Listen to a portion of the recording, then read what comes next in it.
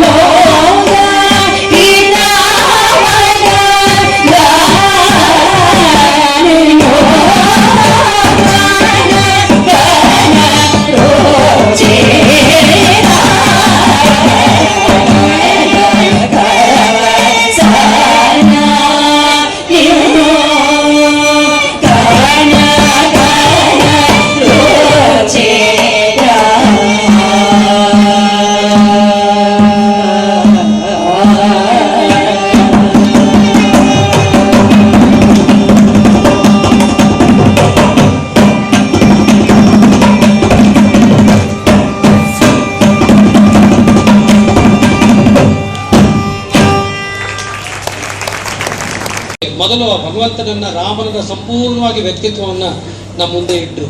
ಅದಾದ್ಮೇಲೆ ಮನಸ್ಸು ಶುದ್ಧಿಯನ್ನು ಮಾಡ್ಕೊಳ್ಳಿ ಇದ್ರು. ಅದಾದ್ಮೇಲೆ ಭಕ್ತಿಯ ಮೂಲಕ ಭಗವಂತನನ್ನ ಕಾಣಿ ಇದ್ರು. ಭಕ್ತಿಯನ್ನು ಕಾಣುವಾಗ ಜ್ಞಾನ ಮಾರ್ಗ ಆಗದೆ ಇದ್ದರೆ ಸಗುಣೋಪಾಸನೆಯ ಮೂಲಕ ಕಾಣಿ ಇಡೀ ವಿಶ್ವವನ್ನ ಭಗವಂತನ ಸ್ವರೂಪ ಅಂತ ಕಾಣಿದ್ರು. ಇಷ್ಟೆಲ್ಲ ಕಾಣಿದವ್ರು ಇದಾರ ಅಂದ್ರೆ ಬೇಕಾದಷ್ಟು ಜನ ಇದ್ದಾರೆ ಅಂತಂದ್ರು. ಅವ್ರುಗಳಿಗೆ ಎಂತೆಂಥವ್ರು ಇದ್ದಾರೆ, ಹೇಗಿದ್ದಾರೆ ಅಂತಕ್ಕಂಥದ್ದು ಕೇವಲ ವ್ಯಕ್ತಿಗಳ ರೂಪ ಅಲ್ಲ. ನಮ್ಮ ವೇದ, ಉಪನಿಷತ್ತು, ಭಗವದ್ಗೀತೆ, ರಾಮಾಯಣ, ಭಾಗವತ, ಭಾರತ ಎಲ್ಲ ಕೃತಿಗಳು ಇದನ್ನೇ ಹೇಳ್ತಾ ಇದೆ. ಬರೀ ನಾನನ್ನು ಮಾತ್ರ ಹೇಳ್ತಾ ಇಲ್ಲ.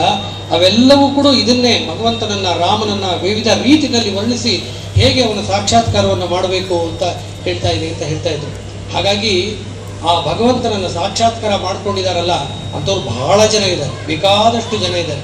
ಅವರೆಲ್ಲರೂ ಕೂಡ ಅದನ್ನು ನಾವು ಮಾಡ್ಕೊಳ್ಳದೆ ಇದ್ರು ಕೂಡ ಅಂತಹ ಮಹಾನುಭಾವರುಗಳಿದಾರಲ್ಲ, ಬೇಕಾದಷ್ಟು ಜನ ಸಾಕ್ಷಾತ್ಕಾರ ಮಾಡ್ಕೊಂಡು ಹೋದವರು ಅವರಿಗೆ ಒಂದು ನಮನವನ್ನು ಸಲ್ಲಿಸ್ತಕ್ಕಂಥದ್ದೇ ನಮ್ಮ ಮೊದಲನೇ ಕರ್ತವ್ಯ ಅಂತ ಹೇಳ್ತಾರೆ. ಹಾಗಾಗಿ ತ್ಯಾಗರಾಜರು ಯಾರ್ಯಾರು ಈ ಒಂದು ಪಂಚ ಸೋಪಾನದಲ್ಲಿ ಬಂದು ಕಡೆಯಲ್ಲಿ ಆ ಅವ್ಯಕ್ತವಾಗಿರ್ತಕ್ಕಂತಹ ಶಕ್ತಿಯನ್ನ ನಾನಾ ರೂಪದಲ್ಲಿ ಕಂಡು ಅವೆಲ್ಲವೂ ಭಗವಂತನ ಸ್ವರೂಪ ಅಂತ ಕಂಡ್ರು ಅಂಥವ್ರಿಗೆಲ್ಲರಿಗೂ ಕೂಡ ನಾನು ದೊಡ್ಡವನು ಅಂತ ಹೇಳಲಿಲ್ಲ. ಯಾಕೆಂದ್ರೆ 3ನೇ ಕೃತಿಯಲ್ಲಿ ಹೇಳಿದಾಗೆ ಅಹಂಕಾರ ತ್ಯಜಿಸಿದ್ರೆ ಮಾತ್ರ ನಮ್ಮ ಸಾಧನೆಗೆ ಬೆಲೆ ಇದೆ ಅಂತೇಳಿ ನನಗಿಂತ ದೊಡ್ಡವರು ಬೇಕಾದಷ್ಟು ಜನ ಇದ್ದಾರೆ ಅಂತ. ಆದರೂ ದೊಡ್ಡವರಾಗಿರೋರು ಅವರು. ಯಾಕೆಂದ್ರೆ ಅಷ್ಟೊತ್ತಿಗಾಗಲೇ ರಾಮನ ದರ್ಶನವನ್ನು 3-4 ಬಾರಿ ಅವ್ರು ಪಡೆದ್ಬಿಟ್ಟಿದ್ರು. ಇನ್ನು ರಾಮನ ದರ್ಶನದ ಮೇಲೆ ಇನ್ನೇನಿದೆ. ಅಂತಹ ದೊಡ್ಡವರಾಗಿದ್ರು ಕೂಡ ಈ ಎಲ್ಲವನ್ನೂ ವಿವರಿಸ್ತಕ್ಕಂಥದ್ದು ಬೇಕಾದಷ್ಟಿದೆ. ಯಾವ ಕೃತಿಗಳು ಇವೆಲ್ಲವನ್ನು ವಿವರಿಸ್ತಾ ಇದ್ದಾರೋ ಅಂತ ಮಹಾನುಭಾವರಿದಾರಲ್ಲ ಅವ್ರಿಗೆ ನಾವು ವಂದನೆ ಮಾಡಬೇಕು ಅಂತ ಹೇಳಿದ್ರು. ಯಾತಕ್ಕೆ ಈ ಮಾತನ್ನ ಹೇಳಿದ್ರು? ಎಷ್ಟೋ ಜನ ಇರ್ತಾರೆ ಮಾಡ್ತಾರೆ, ಎಂದನೋ ಮಹಾನುಭಾವರು ಅಂದರಿಗೂ ಒಂದರ ಯಾಕೆ ಅವ್ರ ಜೀವನದಲ್ಲಿ ಅಂತಹ ಒಂದು ಘಟನೆ ಬರುತ್ತೆ. ಮನುಷ್ಯನಿಗೆ ಎಷ್ಟೇ ದೊಡ್ಡವನಾದರೂ ಕೂಡ ಎಲ್ಲೋ ಒಂದ್ ಕಡೆಯಿಂದ ಅಹಂಕಾರ ಬರೋಕ್ಕೆ ಸಾಧ್ಯತೆ ಇದೆ ಅನ್ನೋದು ಇದು ತೋರಿಸ್ತಾ ಇರ್ತಕ್ಕಂಥದ್ದು. ಒಂದು ದಿವಸ ತ್ಯಾಗರಾಜರು ತಮ್ಮ ಮನೆ ಮುಂದ್ಗಡೆ ಕೂತ್ಕೊಂಡಿದ್ರು. ಅಷ್ಟೊತ್ತಿಗಾಗಲೇ ಅವರು ಸಾಕಷ್ಟು ಸಾಧನೆಯನ್ನು ಮಾಡಿ ಮೇಲ್ಮೇಲೆ ಹೊರಟೋಗಿದ್ರು. ಆಗ ಅಲ್ಲಿಗೆ ಷಟ್ಕಾಲ ಗೋವಿಂದ ಮಾರರಂತ ಒಬ್ಬ ಮಹಾನ್ ವಿದ್ವಾಂಸ ಅವರ ಶಿಷ್ಯರೊಡಗೂಡಿ ಅಲ್ಲಿ ಬಂದರು ಅವ್ರ ಮನೆಗೆ. ಅವ್ರ ಉದ್ದೇಶ ಇದ್ದಿದ್ದು ತ್ಯಾಗರಾಜರಿಂದ ಹಾಡಿಸ್ಬೇಕು ಅಂತ. ಯಾಕೆಂದ್ರೆ ಅಷ್ಟೊತ್ತಿಗಾಗಲೇ ಅವರು ಆ ಮಟ್ಟವನ್ನು ಬಂದ್ಬಿಟ್ಟಿದ್ರು. ಒಂದು ಕೂತು ನಮಸ್ಕಾರ ಮಾಡಿ ತ್ಯಾಗರಾಜರಿಗೆ ದಯಮಾಡಿ ನೀವು ಕೆಲವು ಕೀರ್ತನೆಗಳನ್ನು ನಮ್ಮ ಮುಂದೆ ಹಾಡಬೇಕು ಅಂತ ಕೇಳಿದ್ರು. ಆಗ ತ್ಯಾಗರಾಜರಿಗೆ ಅನ್ನಿಸ್ತಂತೆ, ಏನು ನಾನೀಗ ಹಾಡಬೇಕಾ? ಬಹುಶಃ ಅದು ವೈರಾಗ್ಯದ ರೀತಿಯಾದ್ರೂ ಇರ್ಬೋದು. ಹಾಡಬೇಕಾ? ಅವ್ರಿಗಷ್ಟು ಮನಸ್ಸಾಗಲಿಲ್ಲ, ಹಾಡಬೇಕು ಅಂತ ಅನಿಸ್ಲಿಲ್ಲ. ಇಲ್ಲ ನಾನು ಹಾಡಲ್ಲ ಅಂತಂದ್ರು. ಯಾವಾಗ ಇವರು ಹಾಡಲ್ಲ ಅಂತಂದ್ರು ಆ ಶಿಷ್ಯ ಹೇಳ್ದ, ತಾವಂತೂ ಹಾಡಲ್ಲ ಅಂತಿದ್ದೀರಾ, ನಮ್ಮ ಗುರುಗಳು ಬಂದಿದ್ದಾರೆ ಷಟ್ಕಾಲ ಗೋವಿಂದ ಮಾರರಂತ ಮಹಾನ್ ವಿದ್ವಾಂಸರು, ಅವ್ರು ಹಾಡ್ತಾರೆ, ತಾವು ಅವಕಾಶ ಕೊಟ್ಟರೆ ನಿಮ್ಮ ಮುಂದೆ ಹಾಡಬೇಕು ಅಂತ ಅವ್ರಿಗೆ ಆಸೆ ಇದೆ. ಏನು ಹಾಡ್ತಾರೆ ಇವರು? ಒಂದ್ಸರಿ ಅನ್ನಿಸ್ತಂತೆ, ಏನು ಹಾಡ್ತಾರೆ? ಆಯಿತು, ಇವ್ರು ಬಂದು ಹಾಡ್ತೀನಿ ಅಂತ ಇದ್ದಾರೆ, ಏನು ಹಾಡ್ತಾರೋ ನೋಡೋಣ ಅಂತ ಹಾಡಿ ಅಂದ್ರಂತೆ. ಆ ಗೋವಿಂದ ಮಾರರು ಅನೇಕ ಕೃತಿಗಳನ್ನು ಹಾಡಿದ್ರಂತೆ. ಒಂದೊಂದು ಕೃತಿಯನ್ನು ಹಾಡುವಾಗಲೂ ಕೂಡ ತ್ಯಾಗರಾಜರಿಗೆ ವಿಶೇಷವಾದಂಥ ಅನುಭವ ಬಂದ್ಬಿಡ್ತಂತೆ. ಏನು ಅನುಭವ ಬಂತು ಅವರಿಗೆ? ಒಂದೊಂದು ಕೃತಿಯನ್ನು ಅವನಿಂದ ಕೇಳಿದಾಗ ಸಂಗೀತ ಶಾಸ್ತ್ರದಲ್ಲಿ ಅವನಿರ್ತಕ್ಕಂಥ ವಿದ್ವತ್ತು, ಶಾಸ್ತ್ರಗಳಲ್ಲಿರ್ತಕ್ಕಂಥ ಅವನ ವೈದುಷ್ಯ, ಅದಲ್ದಲೇ ಅವನ ಮನೋಭಾವ, ಅವನ ಸಮರ್ಪಣಾ ಭಾವ, ಅವನ ಶರಣಾಗತಿ, ಅವನ ಭಗವಂತನ ಬಗ್ಗೆ ಇರ್ತಕ್ಕಂಥ ಭಕ್ತಿ, ಇವರು ಏನೇನು ಮೇಲ್ಗಡೆ 4 ಕೃತಿಗಳಲ್ಲಿ ಹೇಳಿದ್ರು ಅದೆಲ್ಲವೂ ಅವನಲ್ಲಿ ಕಂಡ್ರಂತೆ. ಆಗ ಅವ್ರಿಗೊಂದು ಸರಿ ಯೋಚನೆ ಬಂತಂತೆ, ನಾನೇನಾದರೂ ನೀನು ಹಾಡಬೇಡ ಅಂತ ಹೇಳಿದ್ದಿದ್ರೆ ಎಂಥ ವ್ಯಕ್ತಿಯ ದರ್ಶನವನ್ನು ನಾನು ಕಂಡುಕೊಂಡೆ. ಯಾಕೆಂದರೆ ನಾವು 3ನೇ ಕೃತಿಯಲ್ಲಿ ಯೋಚನೆ ಮಾಡಿದ್ವಿ, ಇಡೀ ಪ್ರಕೃತಿಯನ್ನು, ಇಡೀ ಪ್ರಪಂಚವನ್ನು, ಇಡೀ ಭಗವಂತನಾಗಿ ಕಾಣಿ ಅಂತ. ನಾನು ಇಂಥವನ್ನ ಕಾಣದೆ ಹೋಗಿದ್ದಿದ್ರೆ ಎಂಥ ದೊಡ್ಡ ತಪ್ಪು ಮಾಡ್ತಾ ಇದ್ದೆ. ಇವನು ಕೂಡ ಭಗವಂತನ ಸ್ವರೂಪ ನನಗೆ, ಇವನಿಂದ ಎಂಥ ಒಳ್ಳೆಯ ಸಂಗೀತ ತೆಗೆದುಕೊಳ್ಳೋ ಹಾಗಾಯ್ತಲ್ಲ ಅಂತ ಹೇಳಿ ಆಗ ಯೋಚನೆ ಮಾಡಿದಾಗ ಬಂದಂಥ ಒಂದು ವಿಶೇಷವಾದ ಕೃತಿಯೇ ಶ್ರೀರಾಗದ ಎಂದರೋ ಮಹಾನುಭಾವರು. ಇಂಥವ್ರು ಎಂಥೆಂಥವ್ರು ಇದ್ದಾರೋ, ಎಲ್ಲೆಲ್ಲಿದ್ದಾರೋ, ನಾನೊಬ್ಬ ಏನು ಅಂಥವ್ರಿಗೆಲ್ಲ ನಮಸ್ಕಾರ ಮಾಡ್ತೀನಿ ಅಂತ. ಶಂಕರಾಚಾರ್ಯರ ಜೀವನದಲ್ಲೂ ಇದೇ ರೀತಿ ಬರುತ್ತೆ. ಶಂಕರಾಚಾರ್ಯರು ಸಾಕ್ಷಾತ್ ಈಶ್ವರನ ಸ್ವರೂಪ ಅಂತ ಎಲ್ಲ ಹೇಳಿದ್ರು ಕೂಡ ಕಾಶಿನಲ್ಲಿ ಹೋಗ್ತಾ ಇದ್ದಾಗ ಎದುರುಗಡೆ ಒಬ್ಬ ಅಂತ್ಯಜ ಅವ್ರನ್ನ ನೋಡಿದಾಗ ಅಪಸರ ನೀನು ನನಗೆ ಜಾಗ ಬಿಡು ಅಂತ ಕೇಳಿದ್ರು. ಹಾಗೆ ಕೇಳಿದಾಗ ಅಂತ್ಯಜನಾಗಿದ್ರು ಅವನು ಪ್ರಶ್ನೆ ಹಾಕಿದ ಶಂಕರಾಚಾರ್ಯರಿಗೆ, ಯಾರನ್ನ ನೀನು ಪಕ್ಕಕ್ಕೆ ಬಿಡು ಅಂತ ಹೇಳ್ತಾ ಇದೆಯಾ? ಈ ದೇಹವನ್ನು ಪಕ್ಕಕ್ಕೆ ತಳ್ಳು ಅಂತ ಹೇಳ್ತಾ ಇದೆಯಾ? ಒಳಗಿರ್ತಕ್ಕಂಥ ಆತ್ಮಶಕ್ತಿ ಪಕ್ಕಕ್ಕೆ ಹೋಗ್ಬೇಕು ಅಂತ ಕೇಳ್ತಾ ಇದ್ದಾನೆ. ಒಬ್ಬ ಅಂತ್ಯಜನಾಗಿರೋನು ಈ ಮಾತನ್ನಾಡಬೇಕಾದ್ರೆ ಅವನೊಬ್ಬ ದೊಡ್ಡ ಅಧ್ಯಾತ್ಮ ಜೀವಿ ಆಗಿರಬೇಕು. ಆವಾಗ ಶಂಕರರಿಗೆ ಅಂತಂತೆ, ಎಂತಹ ದೊಡ್ಡ ಅಧ್ಯಾತ್ಮ ಜೀವಿ ಇವನನ್ನು ನನ್ನ ಸಣ್ಣದಾಗಿ ಕಂಡುಬಿಟ್ಟಲ್ಲ, ತಪ್ಪಾಯ್ತು ಅಂತ ಹೇಳಿ ನೀನೇ ನನ್ನ ಗುರು ಅಂತ ಅವರಿಗೆ ನಮಸ್ಕಾರ ಮಾಡಿದ್ರಂತೆ. ಇದರ ಪರಿಪಾಠ ಏನು ಅಂದ್ರೆ, ಎಷ್ಟೇ ವಿದ್ಯೆ ಬಂದಿದ್ರು ಕೂಡ, ಎಷ್ಟೇ ದೊಡ್ಡವರು ಅಂತ ಸಮಾಜ ನಮ್ಮನ್ನು ಹೇಳಿದ್ರು ಕೂಡ, ನಾವು ಚಿಕ್ಕವರೇ, ನಮಗಿಂತ ದೊಡ್ಡವರು ಬೇಕಾದಷ್ಟು ಜನ ಇದ್ದಾರೆ, ತಿಳಿಬೇಕಷ್ಟೇ, ತಿಳಿಯೋ ಮನೋಭಾವ ಇರಬೇಕು ಅಷ್ಟೇ ಅನ್ನೋದನ್ನು ತೋರಿಸ್ತಾರೆ ಹೊರತು ತ್ಯಾಗರಾಜರು ಅಹಂಕಾರ ಪಟ್ಟರು, ಶಂಕರಿಗೆ ಏನೋ ಅಹಂಕಾರ ಅಂತ ಅರ್ಥ ಅಲ್ಲ. ಅವರೆಲ್ಲ ಆ ಮಟ್ಟದಲ್ಲಿ ಇದ್ದಂಥವ್ರು, ಅವ್ರಿಗೆ ಅಹಂಕಾರ ಬೇಕಿಲ್ಲ. ನಮ್ಮಂಥವ್ರಿಗೆ ತೋರಿಸುವುದಕ್ಕೆ, ಮನುಷ್ಯನಾಗಿರ್ತಕ್ಕಂಥವ್ರು ನೀವೇನಾದ್ರು ಸಾಧನೆ ಮಾಡಿದ್ರೆ ಎಲ್ಲೋ ಒಂದ್ ಕಡೆ ಅಹಂಕಾರ ನಿನಗೆ ಗೊತ್ತಿಲ್ಲದಾಗೆ ಸುಳಿದು ಬಿಡುತ್ತಪ್ಪ. ಆ ಅಹಂಕಾರನ ಅದುಮಬೇಕು. ನನ್ನಂತೆ ನನಗಿಂತ ದೊಡ್ಡವ್ರು ಬೇಕಾದಷ್ಟು ಜನ ಇದ್ದಾರೆ ಅನ್ನೋದು ಯಾವಾಗಲೂ ನಮ್ಮ ಮನಸ್ಸಲ್ಲಿ ಇರಬೇಕು. ಯಾಕಂದ್ರೆ ಭಗವಂತನ ಸೃಷ್ಟಿ ಆ ರೀತಿ ಇದೆ, ಅದನ್ನ ಜ್ಞಾಪಕ ಇಟ್ಕೋಬೇಕು ಅನ್ನೋದಕ್ಕೆ ಎಚ್ಚರಿಕೆ ಕೊಡೋದಕ್ಕೆ ಈ ಕೃತಿಗಳು ಅಂತ ಅನ್ಸುತ್ತೆ. ಅಂತಹ ಹಾಗೆ ಶಂಕರ್ ಹೇಳಿದ್ರು, ಹಾಗೆ ಇವರು ಹೇಳಿದಾಗ ಆಗ ಎಂದರೋ ಮಹಾನುಭಾವರ ಕೃತಿಯನ್ನು ರಚಿಸಿದ್ರು. ಆ ಕೃತಿಯನ್ನು ಈಗ ಹಾಡ್ತಾರೆ. ಅದ್ಭುತವಾದಂತಹ ಕೃತಿ. ಬಹುಶಃ ಅದರಲ್ಲಿ ಅವ್ರು ಯಾವುದನ್ನು ಬಿಟ್ಟಿಲ್ಲ.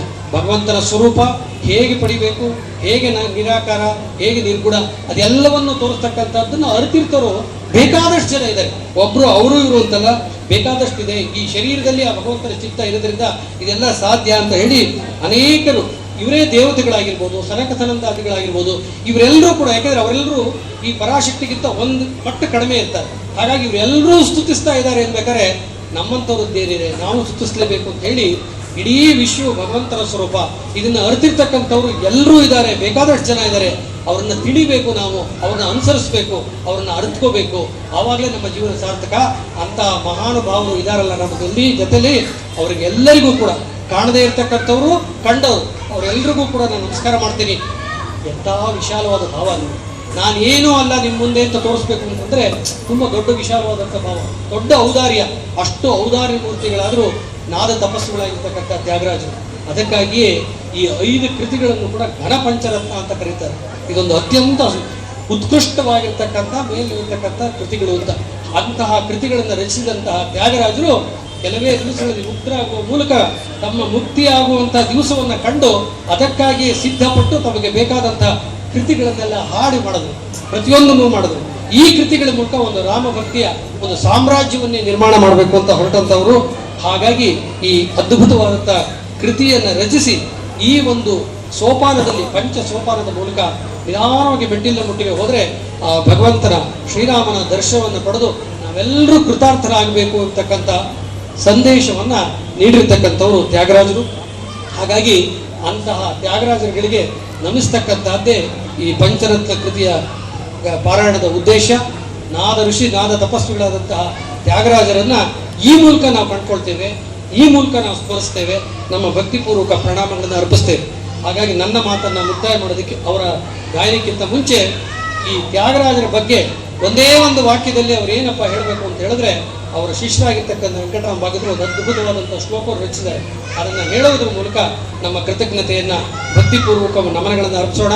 ವಿದುಷಿಯರೆಲ್ಲರೂ ಕೂಡ ಗಾನ ಮೂಲಕ ಅವರ ಆ ಭಕ್ತಿಪೂರ್ವಕ ನಮನಗಳನ್ನು ಅರ್ಪಿಸ್ತಾರೆ ಅಂತ ಹೇಳ್ತಾ, ವ್ಯಾಸೋ ನೈಗಮ ಚರ್ಚೆಯ ಮೃದುಗಿರ ವಾಲ್ಮೀಕಿ ಜನ್ಮ ಮುನಿಹಿ ವೈರಾಗ್ಯೇ ಶುಕಮಿವ ಭಕ್ತಿ ವಿಷಯೇ ಪ್ರಹ್ಲಾದ ಏವ ಸ್ವಯಂ ಬ್ರಹ್ಮ ನಾರದ ಏವ ಚ ಪ್ರತಿಮೆಯೋ ಸಾಹಿತ್ಯ ಸಂಗೀತಯೋ ಯೋ ರಾಮಾಮೃತಪಾನ ನಿರ್ಜಿತ ಶಿವ ತಂ ತ್ಯಾಗರಾಜಂ ಭಜೆ.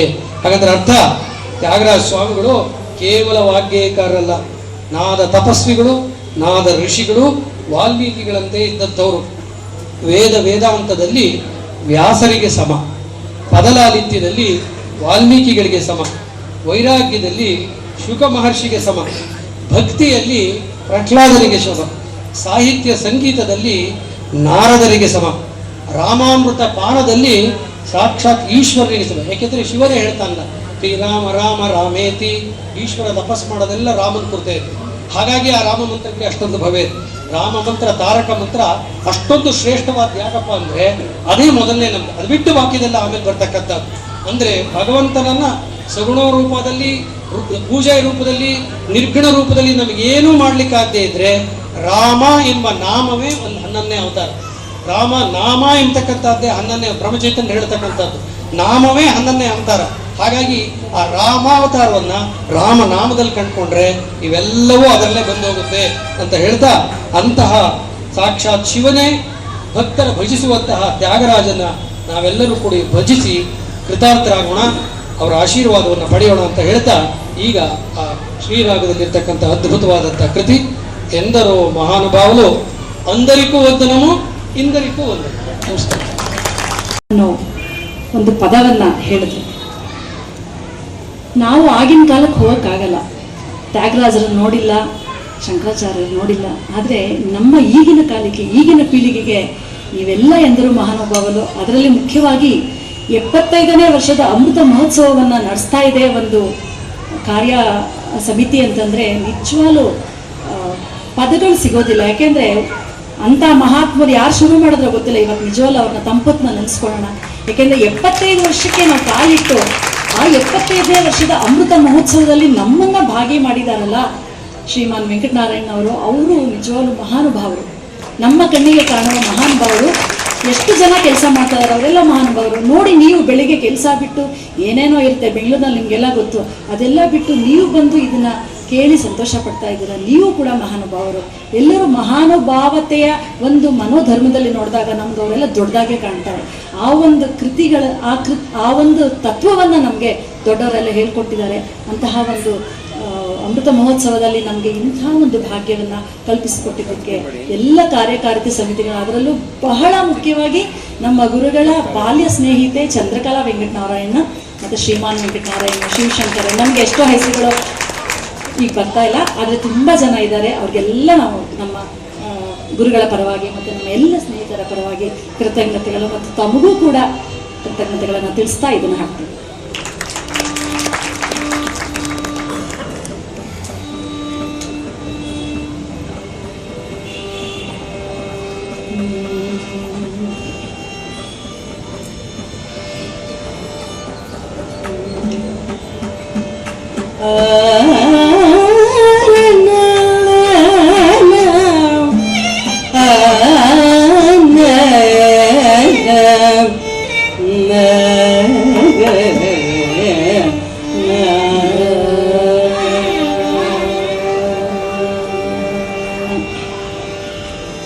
ಎಂದರೋ ಮಹಾನುಭಾವುಲು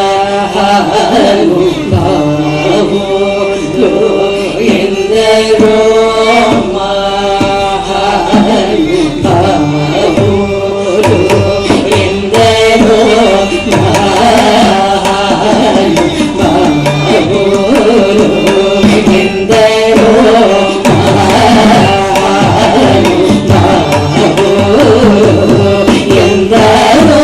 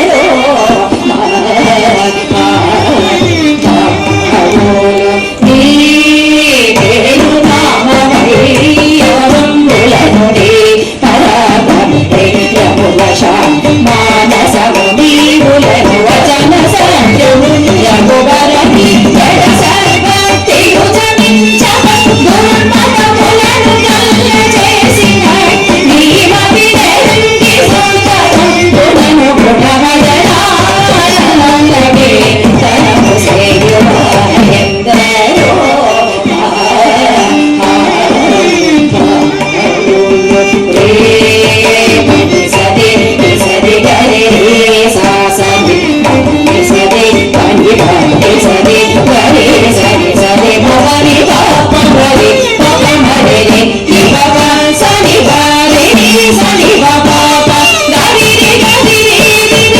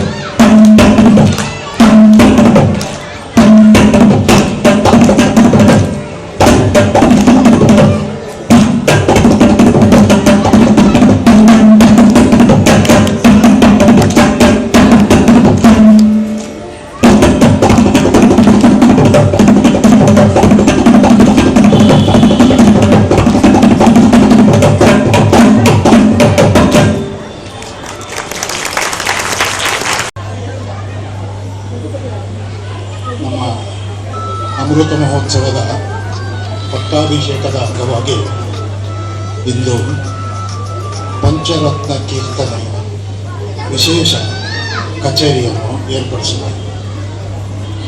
ಪಂಚರತ್ನ ಕೀರ್ತನೆಯ ಹಿನ್ನೆಲೆ, ಅದರ ಮಹಾತ್ಮ ಎಲ್ಲವನ್ನು ಪ್ರತಿಯೊಂದು ಕೀರ್ತನೆಗೂ ವಿವರವಾಗಿ ಪರಿಚಯ ಮಾಡಿಸಿ ಅದರ ವಿವರಣೆಯನ್ನು ಕೊಟ್ಟ ಸ್ವತಃ ಸಂಗೀತಜ್ಞರಾದ ನಮ್ಮ ಅಧ್ಯಕ್ಷರಾದ ಶ್ರೀ ವೆಂಕಟನಾರಾಯಣ ಅವರಿಗೆ ಪ್ರಥಮವಾಗಿ ವಂದನೆಗಳನ್ನು ಸಲ್ಲಿಸಲು ಇಚ್ಛಿಸುತ್ತೇನೆ. ಇಂದು ಸುಶ್ರಾವ್ಯವಾಗಿ ತ್ಯಾಗರಾಜರ ಘನ ಪಂಚರತ್ನ ಕೀರ್ತನೆಗಳನ್ನು ಅತ್ಯಂತ ವೈಭವೋಪೇತವಾಗಿ ಸುಶ್ರಾವ್ಯವಾಗಿ ಆ ರಾಗಕ್ಕೆ ಲಯಕ್ಕೆ ತಕ್ಕನಾಗಿ ಹಾಡಿದ ಶ್ರೀಮತಿ ಶೋಭಾ ನಾಗರಾಜ್ ಅವರಿಗೆ ಅವರ ಸಹಪಾಠಿಗಳಾದ ಶ್ರೀಮತಿ ಚಂದ್ರಕಲಾ ವೆಂಕಟನಾರಾಯಣ್ ಅವರ ಮಾಲಾರ್ಪಣೆ ಮಾಡುವ ಮೂಲಕ ಟ್ರಸ್ಟಿನ ಹಾಗೂ ತಮ್ಮೆಲ್ಲರ ಅವರ ಸಹಗಾಯಕರಾದ ಶ್ರೀಮತಿ ಜಯಶ್ರೀ ಪ್ರಭಾಕರ್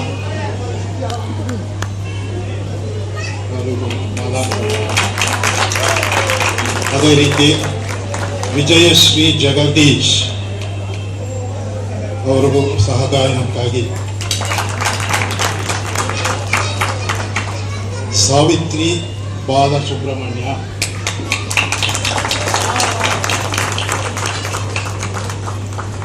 ಸಂಧ್ಯಾ ನಮ್ಮ ಸಹಗಾಯಕರಾದ ಸಂಧ್ಯಾ ಶ್ರೀನಾಥ್ ಅವರಿಗೂ ಚಂದ್ರಕಲಾ ಅವರು ಮಾಲಾರ್ಪಣೆ, ಪರಿಮಳ ಮತ್ತೊಬ್ಬ ಸಹಗಾಯಕಿಯವರಿಗೂ ಸಹ ನಮ್ಮ ವಂದನೆಗಳು.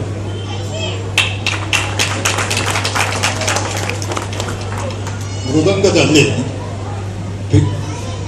ವಿಟಿಲಿನಲ್ಲಿ ಶ್ರೀ ಅನಂತ ಸತ್ಯಂ ಅವರು ಸುಂದರವಾಗಿ ಸಹಕಾರ ನೀಡುತ್ತಾರೆ. ಅವರಿಗೂ ಸಹ ಶ್ರೀ ಶಿವಶಂಕರ್ ಅವರು ಮಾಲಾರ್ಪಣೆ ಮಾಡುವ ಮೂಲಕ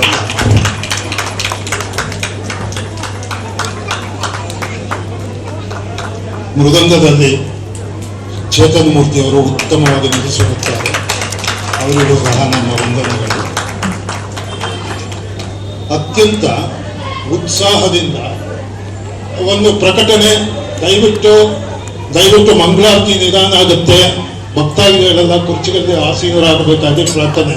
ಇದಾದ ನಂತರ ಮತ್ತೊಂದು ಕಚೇರಿ ಇರುತ್ತದೆ, ದಯವಿಟ್ಟು ಕುರ್ಚಿಯಲ್ಲಿ ಕುಳಿತುಕೊಳ್ಳಬೇಕಾಗಿ ಪ್ರಾರ್ಥನೆ. ಅತ್ಯಂತ ಉತ್ಸಾಹದಿಂದ ಅನುಗ್ರಹ ಸಂಗೀತ ಶಾಲೆಯ ವಿದ್ಯಾರ್ಥಿಗಳು ಈ ಕಚೇರಿಯಲ್ಲಿ ಭಾಗವಹಿಸಿರುತ್ತಾರೆ. ಅವರಿಗೂ ಸಹ ನಮ್ಮೆಲ್ಲರ ವಂದನೆಗಳನ್ನು ಈ ಮೂಲಕ ಈ